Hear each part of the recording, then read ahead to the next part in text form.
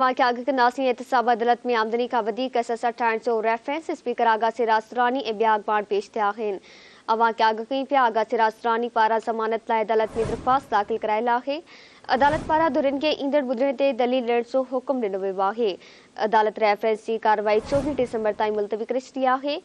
आगा सिराज दुरानी जे supreme court पारां ज़मानत रद्द थियण खां पोइ स्पीकर हाउस में सब जेल में हिरासत में आहे। ख़बर आवाज़ शुरू कई पिया एहतसाब अदालत में आमदनी का वधीक ससा ठाहिण जो रेफरेंस आहे। स्पीकर आगा सिराज दुरानी ऐं ॿिया अख़बार पेश थिया आहिनि। आगा सिराज दुरानी पारां ज़मानत लाइ अदालत में दरख़्वास्त दाख़िल करायल आहे। अवां के आगे कई पिया अदालत पारां धुरियुनि खे ईंदड़ ॿुधणे ते दलील ॾियण जो हुकुम ॾिनो वियो आहे। अदालत रेफरेंस की कार्रवाई 24 डिसंबर ताईं मुलतवी कई आहे। आगा सिराज दुरानी जे सुप्रीम कोर्ट पारां ज़मानत रद्द थियण खां पोइ स्पीकर हाउस में सब जेल में हिरासत में आहे।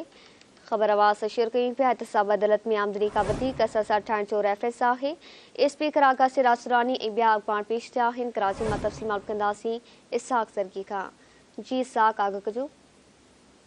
एहतसाब अदालत में आमदनी का वधीक ससा ठाहिण के हवाले से रेफरेंस की ॿुधणी थी आहे, जंहिंमें स्पीकर सिंध असेंबली आगा सिराज दुरानी जी दरख़्वास्त ज़मानत ते ॿुधणी थी आहे, जंहिंमें स्पीकर सिंध असेंबली आगा सिराज दुरानी अदालत में पेश थियो आहे। जॾहिं त अदालत पारां ईंदड़ ॿुधणी ते दरख़्वास्त ज़मानत ते जेके दलील आहिनि उहे तलब करे वरिता। जॾहिं त अदालत पारां दरख़्वास्त ज़मानत ते वकील जेकी केस जी ॿुधणी आहे उहा 24 डिसंबर ताईं मुलतवी करे छॾी आहे। जॾहिं त अदालत पारां रेड जी जेकी ॿुधणी आहे, रेफरेंस जी जेकी ॿुधणी आहे उहा 6 जनवरी ताईं मुलतवी करे छॾी आहे।